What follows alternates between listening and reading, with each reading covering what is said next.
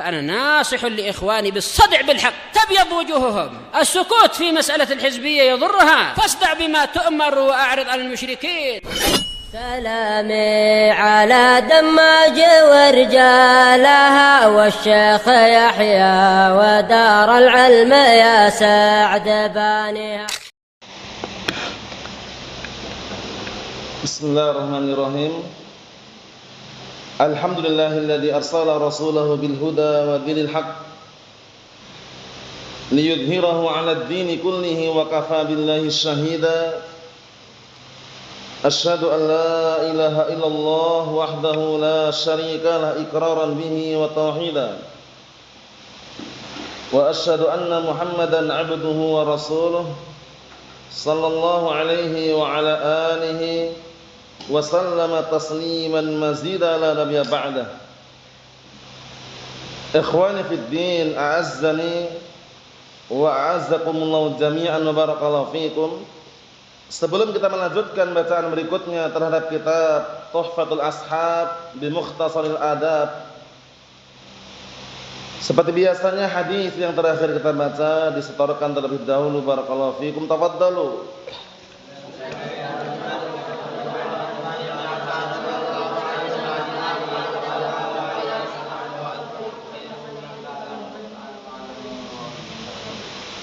Na'am, ahsantum, barakallahu fiik, a'anakumullah. Sekarang kita lanjutkan berikutnya, disimak baik-baik, halaman 60 atau 26. Qala al-mu'allif asbahullah al-hirsu 'alal ilm. Diperhatikan, al-hirsu 'alal ilm, yaitu semangat untuk mendapatkan ilmu. Bab ini diletakkan oleh beliau karena sebagai seorang pencari ilmu pastikan memiliki rasa semangat dalam mencari ilmu. Kalau dia bermodalkan bekal saja tanpa rasa semangat, itu kurang. Oleh karena itu Rasulullah SAW menyebutkan dalam hadis yang sahih rawahu Muslimun dari hadisnya Abi Hurairah radhiyallahu anhu, Rasulullah SAW menyatakan, ihris ala ma yanfa'uka wasta'in billah wa la ta'jiz. Antum perhatikan baik-baik hadis yang mulia tersebut. Rasulullah sallallahu alaihi wasallam memberikan motivasi, dorongan agar orang bisa mendapatkan ilmu dengan 3 cara di antaranya. Pertama apa? Ihris, bersemangatlah engkau, ala ma yanfa'uka, terhadap perkara yang bisa memberikan manfaat untukmu. Satu, al-hirs, semangat. Jadi orang kalau mencari ilmu enggak semangat, malas-malasan, pengennya semuanya serba empuk, enak, enggak bisa.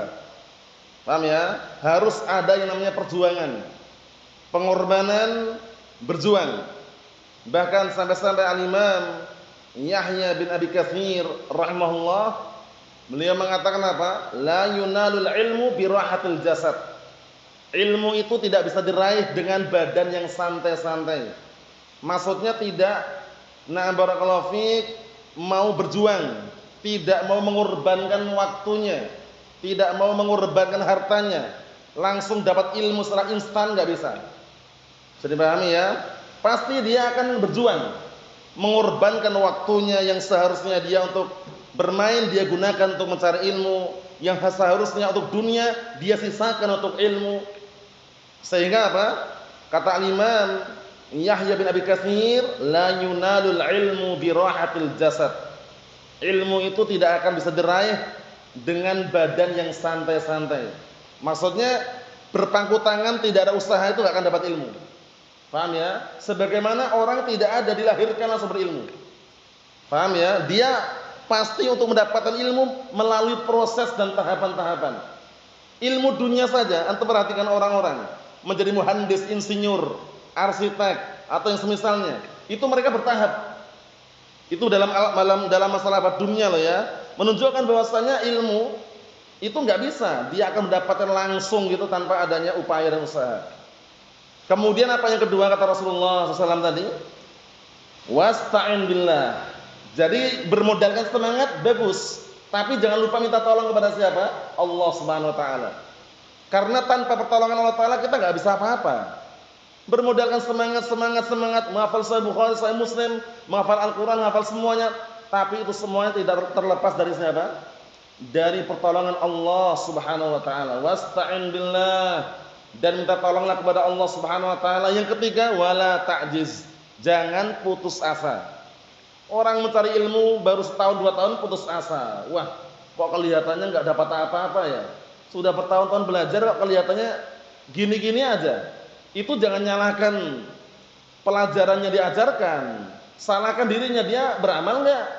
Ilmu yang dia dapatkan itu dia amalkan atau tidak? Semangat enggak dia dalam mencari ilmu? Kemudian berusaha enggak dia untuk mendapatkannya? Sehingga termotivasi untuk semangat kembali. Putus asa, para ulama telah menjelaskan putus asa adalah sebab apa? Terputusnya orang dalam mencari ilmu. Orang kalau mencari ilmu kok putus asa itu enggak akan dapat. Terus bagaimana? Sabar. Setahun, 2 tahun, 3 tahun, 4 tahun, sabar. Terus semangat dan minta tolong kepada Allah Subhanahu wa taala. Antum lihat Jabir bin Abdullah, sahabat yang mulia, waktu itu beliau menyempatkan untuk rihlah ke Syam. Dengan perjalanan kurang lebih sebulan beliau tempuh. Intinya semuanya lah kurang lebih sebulan untuk mendapatkan satu hadis dari barakallahu fiik, salah satu sahabat yang mulia atau tabi'in yang mulia, Abdullah bin Unais. Paham ya? Sahabat atau tabi'in Abdullah bin Unais itu ya. Sahabat yang mulia ya. Satu hadis saja bayangkan itu. Rihlah ke Syam. Paham ya? Rihlah ke Syam. Nah, untuk mendapatkan satu hadis. Yuhsyarun nas yaumal qiyamah hufatan 'uratan ghurla. Wa fi riwayah buhma. Itu hadisnya di antaranya sebutkan para ulama.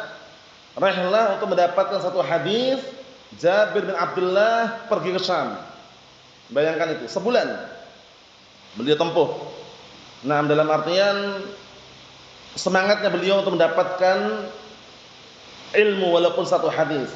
Jadi hadis yang beliau dapatkan dari Abdullah bin Unais radhiyallahu anhu. Kita baca berikutnya barakallahu fiik. An Abi Hurairah radhiyallahu anhu, dari hadisnya Abi Hurairah radhiyallahu anhu, annahu qala, bahwasannya beliau berkata, ini sebenarnya ada tambahan, nanti tambahannya ana tambahkan nanti. Kita baca dulu ada yang ada di sini.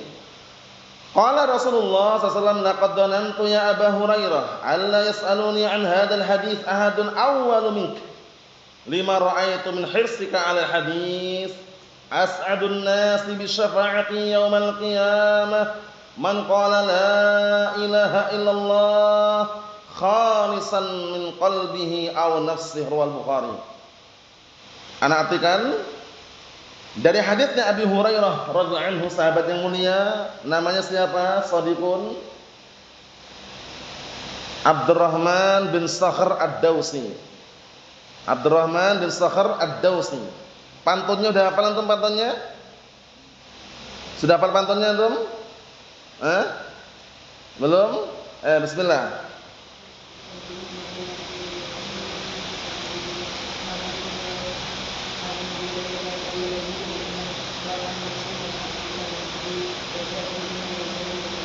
Naam, terulang-ulang, pastikan yang belum hafal bisa menghafalnya. Dari hadisnya Abi Hurairah anhu, bahwasannya beliau berkata, nah di situ ada tambahan. Perkataan Abu Hurairah bertanya, apa tambahannya? Ya Rasulullah, man as'adun nasi bi syafa'atika yaumil qiyamah? Itu pertanyaannya. Jadi pada lafaz annahu qala itu ada tambahan. Pada lafaz annahu qala ada tambahan. Ya Rasulullah, man as'adun nasi bi syafa'atika yaumal qiyamah? Wahai Rasulullah, siapakah manusia yang paling bahagia dengan syafaatmu kelak di hari kiamat? Barulah Rasulullah menjawab. Qala Rasulullah sallallahu alaihi wasallam, kemudian Rasulullah sallallahu alaihi wasallam seraya berkata dan menjawab, laqad dhanantu ya Abu Hurairah, sungguh aku telah menduga wahai Abu Hurairah, alla yas'aluni an hadzal hadits ahadun awwalu mink. Lihat ini. Aku sudah menduga wahai Abu Hurairah, tidak ada seorang pun yang bertanya tentang hadis ini yang mendahului dirimu. Paham? Maksudnya enggak ada orang lain yang bertanya tentang hadis ini kecuali kamu gitu loh. Kamu nomor 1 gitu loh. Karena apa? Semangatnya beliau. Abu Hurairah radhiyallahu anhu semangat sekali. Yang lainnya belum tanya, beliau sudah bertanya. Makanya Rasulullah mengatakan, "Laqad dhanantu ya Abu Hurairah, sungguh aku telah menduga wahai Abu Hurairah, alla yas'aluni an hadzal hadits." Apa dugaannya? Tidak ada seorang pun yang tanya tentang hadis ini awwalu mink, yang lebih mendahului daripada kamu. Namanya, yang mendahului dirimu itu enggak ada gitu loh. Lima ra'aitu min hirsika 'alal hadis. Dikarenakan aku melihat, memandang semangatmu terhadap hadis. Akhirnya beliau menjawab, as'adun nasi bi syafaati yaumil qiyamah. Orang yang paling bahagia yang akan mendapatkan syafaatku kelak di hari kiamat adalah man qala la ilaha illallah khalisan min qalbihi aw nafsihi. Masyaallah, ini yang paling bahagia nanti dari kiamat. Orang yang mengucapkan la ilaha illallah murni, tulus dari lubuk hatinya atau dari dirinya. Murni, tulus, ikhlas dari lubuk hatinya atau nafsihi atau dari dirinya. Kenapa ini nih bermodalkan ucapan ini langsung mendapatkan jaminan yang sangat besar? Ini bukan sekedar ucapan. Ucapan la ilaha illallah itu bukan sekedar ucapan, tapi dia harus mengerjakan apa konsekuensi yang diharuskan daripada kalimat la ilaha illallah. Apa konsekuensinya? An-nafyu wal isbat. Mafhum? Nah, meniadakan semua sembahan selain Allah Subhanahu wa taala dan menetapkan semua peribadatan hanya murni untuk Allah Subhanahu wa taala. Mafhum? Sehingga ucapan khalisan min qalbih ini menunjukkan ikhlas. Paham ya? Dan ikhlas merupakan salah satu syarat daripada apa? Syarat la ilaha illallah. Ilmun, yaqinun, wa ikhlasun, wa sidquka mahabbatin, wa qiyadin, wal qabuli laha, wa zida thaminuha al-kufranu minka bima siwal ilahi minal awsani qad ulliha. Syahidnya mana? Khalisan. Kemudian apa sih keistimewaan la ilaha illallah ini? Tentunya keistimewaannya sangat besar. Banyak hadis menjelaskan mengenai keutamaan la ilaha illallah. Di antaranya hadis yang sahih dihasankan oleh Imam Al-Albani rahimatullah alaih dari hadis Mu'adz bin Jabal rawahu Abu Dawud. Hadisnya siapa? Mu'adz bin Jabal rawahu Abu Dawud, dihasankan oleh Imam Al-Albani rahmatullah alaih dalam kitab Irwaul Ghalil. Apa kata Rasulullah SAW? Man kana akhiru kalamihi la ilaha illallah dakhala al-jannah. Man kana akhiru kalamihi la ilaha illallah, apa jaminannya? Dakhala al-jannah. Lihat itu. Hadisnya Mu'adz bin Jabal rawahu Abu Dawud, dihasankan oleh Imam Al-Albani rahimatullah alaih. Man kana akhiru kalamihi la ilaha illallah dakhala al-jannah. Barang siapa yang akhir ucapannya la ilaha illallah, maka jaminannya surga. Niscaya dia akan masuk surga. Di sini kita ambil pelajaran, kalau mentalkin orang yang hendak mati, itu jangan ditalkin dengan talqin-talqin yang lain. Jangan dibacakan Al-Fatihah, jangan ditalqin dengan Yasin. Paham ya? Ada hadis dhaif lafadznya laqinu mautakum biyasin. Itu hadisnya dhaif. Laqinu mautakum biyasin. Talqinlah orang yang hendak mati di antara kalian dengan dibacakan Yasin. Itu hadisnya dhaif. Yang sahih hadis Rasulullah SAW, laqinu mautakum bila ilaha illallah, itu yang sahih. Ingat-ingat ya, yang lafaz Yasin itu hadisnya dhaif. Yang sahih adalah laqinu mautakum bila ilaha illallah. Talqinlah orang yang hendak mati di antara kalian dengan apa? La ilaha illallah. Tujuannya kenapa kok ditalqin? Karena dia nanti agar terakhir kali yang diucapkan itu kalimat tauhid. Jaminannya apa tadi? Surga. Man kana akhiru kalamihi la ilaha illallah dakhalal jannah. Barang siapa yang akhir ucapannya adalah la ilaha illallah, maka niscaya dia akan masuk surga. Lihat, Masya Allah keutamaannya. Kemudian termasuk adab dalam mentalqin, kalau orang yang hendak meninggal sudah mampu mengucapkan la ilaha illallah dan enggak mengucapkan ucapan yang lain, jangan diulang-ulang terus. Kekeliruannya orang di situ. Sudah mengucapkan la ilaha illallah, diulang-ulang, ulangi lagi itu keliru. Kenapa keliru? Karena khawatir dia nanti justru mengucapkan ucapan yang lain. Karena orang ketika sakarat atau ketika menjelang kematian, itu merasakan sesuatu yang kita tidak merasakannya.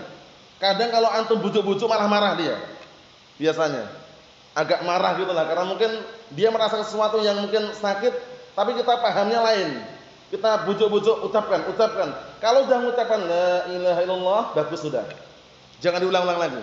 Kecuali kalau dia ucapan lain. Setelah la ilaha illallah, dia tanya lagi, misalnya ucapan-ucapan yang lain. Itu tadi rumahku udah dikunci belum ya, misalkan. Nah, talqin lagi. Paham ya? Nah, tadi motorku udah masuk ke rumah belum ya? Talqin lagi. Tapi kalau udah la ilaha illallah, aman sudah. Sampai meninggal, sampai nanti pun kalau itu ucapan paling terakhir, kita berharap. Terus bagaimana kalau dengan orang yang kita talqin tapi enggak bisa mengucapkan? Tapi paham dia. Ketika kita talqin, ucapkan la ilaha illallah, dia hanya berkedip-kedip dan menangis. Kemudian mau mengucapkan berat dalam artian enggak bisa terucap, tapi dia paham. Ucapan la ilaha illallah ya, dia mengangguk. Itu kita harapkan. Kita harapkan semoga juga husnul khotimah. Kenapa? Karena mungkin dia mengucapkan tapi sudah enggak bisa lagi gitu loh. Paham ya? Tapi kan dia paham. Dia menangis, kemudian menganggukkan kepalanya ketika kita suruh mengucapkan la ilaha illallah. Itu kita harapkan. Karena yang namanya manusia itu ketika di akhir-akhir menjelang akhir hayatnya itu beda-beda. Ada yang masih bisa ngomong, ada yang memang sudah posisinya lemas sekali dan mau mengucapkan berat tapi paham dia. Diajak ngomong paham. Ucapkan la ilaha illallah ya, ngangguk dia. Tapi untuk mengucapkan dia enggak bisa. Paham ya? Nah, karena yang namanya kematian ada yang namanya sakarat. Itu rasa-rasa sakit yang dia rasakan. Mafhum? Oleh karena itu ketika orang meninggal dunia yang biasanya yang normal itu, begitu dicabut nyawanya, matanya apa? Nah, langsung mengarah ke arah langit. Paham ya? Seperti istilah melihat sesuatu itu. Paham ya? Nah, barulah kita pejamkan. Mafhum? Nah, ini sekedar selingan tentang keutamaan la ilaha illallah, bukan hanya sekedar ucapan atau lafaz saja. Tapi ketika orang mengucapkannya, pastikan ucapan tersebut didasari dengan apa? Rasa ikhlas, murni, merealisasikan dan juga menjalankan makna dan rukun yang terkandung di dalam la ilaha illallah. Syafaat yang Allah Ta'ala berikan melalui Rasulullah SAW untuk umatnya di antaranya ini. Orang yang mengucapkan la ilaha illallah dalam keadaan dia murni, muncul ucapan tersebut ikhlas karena Allah dari lubuk hatinya, bukan karena paksaan atau yang semisalnya. Ada kisah yang sangat mengharukan datang dari hadisnya Anas bin Malik radhiyallahu anhu. Kisahnya panjang, seorang anak Yahudi. Anak Yahudi ini waktu itu sering membantu Rasulullah SAW. Kemudian tiba-tiba sakit. Setelah sakit dikunjungi, dijenguk oleh Rasulullah SAW. Akhirnya Rasulullah SAW mengatakan, aslim, masuk Islamlah kamu. Anak ini langsung melihat ke arah bapaknya. Bapaknya mengatakan, ati' Abul Qasim, taatilah yang diucapkan oleh Abul Qasim. Siapa Abul Qasim? Rasulullah SAW. Akhirnya dia masuk Islam, anak kecil tadi, anak Yahudi tadi. Nah, setelah masuk Islam, mati. Kemudian Rasulullah SAW telah mengatakan, alhamdulillah alladzi anqadhahu minan nar. Segala puji milik Allah Ta'ala, zat yang telah menyelamatkan anak tadi dari siksaan api neraka. Padahal orang Yahudi awalnya. Anak orang Yahudi suka membantu Rasulullah SAW, kemudian sakit. Ketika sakit dikunjungi oleh Rasulullah SAW, kemudian beliau ada kesempatan untuk mendakwahi. Aslim, masuk Islamlah kamu. Dia sempat berpikir dan nengok ke arah bapaknya. Bapaknya masih kafir, paham ya, masih Yahudi. Kemudian bapaknya mengatakan, ati' Abul Qasim, taatilah Abul Qasim. Siapa Abul Qasim ini? Rasulullah SAW. Akhirnya masuk Islam anak kecil tadi, anak Yahudi tadi. Setelah masuk Islam, bersyahadat asyhadu an la ilaha illallah wa anna Muhammadar Rasulullah, mati. Setelah mati, Rasulullah SAW mengatakan alhamdulillah alladzi anqadhahu minan nar. Segala puji milik Allah Ta'ala, zat yang telah menyelamatkan anak tadi dari siksaan api neraka. Lihat betapa kuatnya, betapa besarnya keutamaan kalimat la ilaha illallah. Kemudian juga kisah yang sering antum dengar, pamannya Rasulullah SAW siapa? Abu Talib, Abdul Manaf, ketika hendak mati di akhir hayatnya, didatangi oleh Rasulullah SAW ditalkin. Talkin yang Rasulullah arahkan kepada pamannya apa? Kalimat apa? Kalimat la ilaha illallah. Walaupun pamannya tetap enggak mau mengucapkan, tapi syahidnya di sini bukan masalah mau mengucapkan atau tidak. Syahidnya betapa kuatnya pengaruh daripada kalimat la ilaha illallah. Bayangkan itu. Sampai-sampai Rasulullah mengatakan, "Ya am, wahai pamanku, qul la ilaha illallah kalimatan uhajju laka biha indallah." Lihat, wahai pamanku, ucapkan kalimat la ilaha illallah, suatu kalimat yang kalau kamu mau mengucapkan nanti akan dijadikan hujjah di hadapan Allah Subhanahu wa taala. Lihat. Tapi pamannya memang ditakdirkan Allah Subhanahu wa taala tidak mentaati apa yang ditalkinkan oleh Rasulullah SAW. Fa'aba an yaqula la ilaha illallah fama ta'ala millati Abdul Muttalib. Ternyata Abu Talib pamannya enggan mengucapkan kalimat la ilaha illallah dan mati di atas agamanya Abdul Muttalib, agama jahiliyah waliyadzubillah. Itu pun apa? Masih mendapatkan syafaat, tapi syafaat bukan mengentaskan dari siksaan api neraka, namun hanya apa? Memperingan dari siksaan api neraka. Apa kata Rasulullah SAW? Laula ana lakana fid darkil asfali minan nar. Kalaulah seandainya bukan karena aku, syafaatku yang aku berikan kepada pamanku, niscaya pamanku berada di kerak api neraka yang paling bawah. Paham ya? Tapi dengan syafaat tadi kira-kira bermanfaat enggak? Tidak bermanfaat. Di situ enggak bermanfaat. Buktinya masih kekal di neraka. Cuman mendapatkan keringanan, tapi keringanan di neraka antum tahu sendiri. Adab siksaan neraka yang paling ringan yaitu yang diberikan kepada pamannya Rasulullah SAW Abu Talib. Berdiri di atas bara api hingga otaknya mendidih waliyadzubillah. Allahumma salim salim, ngeri. Menunjukkan bahwasanya syafaat di situ bukan untuk mengentaskan dari siksaan api neraka, tapi hanya untuk memperingan azab waliyadzubillah. Ini yang kita ambil barakallahu fiik, hadisnya Abi Hurairah radhiyallahu anhu. Semoga bisa dihafalkan dan dimudahkan untuk menghafalnya karena sering atau dengar juga dan juga mudah lafaz-lafaznya. Wallahu a'lam bissawab. Wassallallahu alaihi wasallam. Alhamdulillahirabbil alamin.